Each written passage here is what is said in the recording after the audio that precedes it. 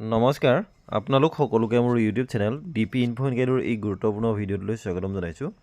Sir বাইদেউসকল, এই ভিডিঅ'টোত কৰ্মচাৰীসকলৰ বাবে বিত্ত বিভাগৰ তৰফৰ পৰা অহা এটা গুৰুত্বপূৰ্ণ শ্বেয়াৰ কৰিব খুজিছোঁ। আশা কৰিছোঁ আপোনালোকে ভিডিঅ'টো শেষলৈকে চাই ইনফৰমেশ্যনখিনি ভালদৰে জানি ল'ব। লগতে ভিডিঅ'টো প্ৰতিগৰাকী কৰ্মচাৰীৰ লগত শ্বেয়াৰ কৰিব যাতে সকলোৱে এই বিষয়ে জ্ঞাত হ'ব পাৰে। তেনেহ'লে আহকচোন ভিডিঅ'টোৰ মূল কথাখিনিলৈ আগবাঢ়োঁ।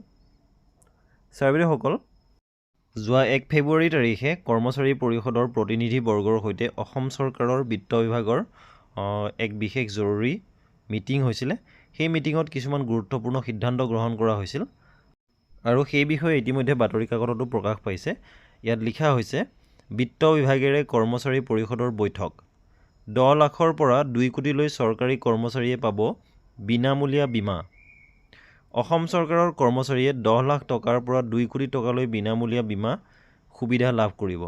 এই সন্দৰ্ভত বিত্ত বিভাগে এক SOP প্ৰস্তুত কৰিছে।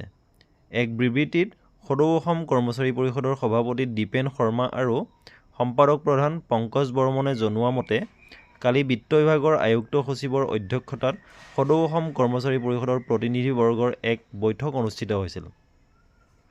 উক্ত বৈঠকতে বিত্ত বিভাগে পৰিষদৰ প্ৰতিনিধিক প্ৰস্তুত কৰা SOP প্ৰদান কৰে। ইয়াৰ বাবে ইতিমধ্যে SBI আৰু ইউনিয়ন বেংকৰ লগত চৰকাৰে চুক্তি কৰিছে। অলপতে PNB, ইণ্ডিয়ান আৰু এটা বেংকৰ লগত চুক্তিবদ্ধ হ'ব। ইয়াৰ বাহিৰে বেলেগ বেংকত দৰমহা লোৱা কৰ্মচাৰীয়ে একাউণ্ট এই বেংকসমূহলৈ আনিব পাৰিব। লগতে স্বাস্থ্য বীমা আঁচনিৰ সুবিধাও বেংকসমূহে আগবঢ়াব। ইয়াৰ বাবে 7,000ৰ পৰা 18,000লৈ বছৰি বৰঙণি দিব লাগিব। ইয়াত CGS হাৰৰ কথা নাই।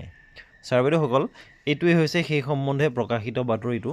এতিয়া কথা হ'ল, সিদিনাখন অসমৰ মাননীয় মুখ্যমন্ত্ৰী মহোদয়ে যেতিয়া ঘোষণা কৰিছিল, তেতিয়া কৰ্মচাৰীৰ বাবে এই বীমাসমূহ সম্পূৰ্ণ বিনামূলীয়া হ'ব বুলি ঘোষণা কৰা হৈছিল। কিন্তু ইয়াত শেষৰ বাক্যটো কি লিখা হৈছে, অনুগ্ৰহ কৰি এই সম্বন্ধে আপোনালোকে ডিটেইলছ জানে যদি তেনেহ'লে অনুগ্ৰহ কৰি আপোনালোকৰ বহুমূলীয়া মন্তব্য প্ৰকাশ কৰিবচোন। ধন্যবাদ।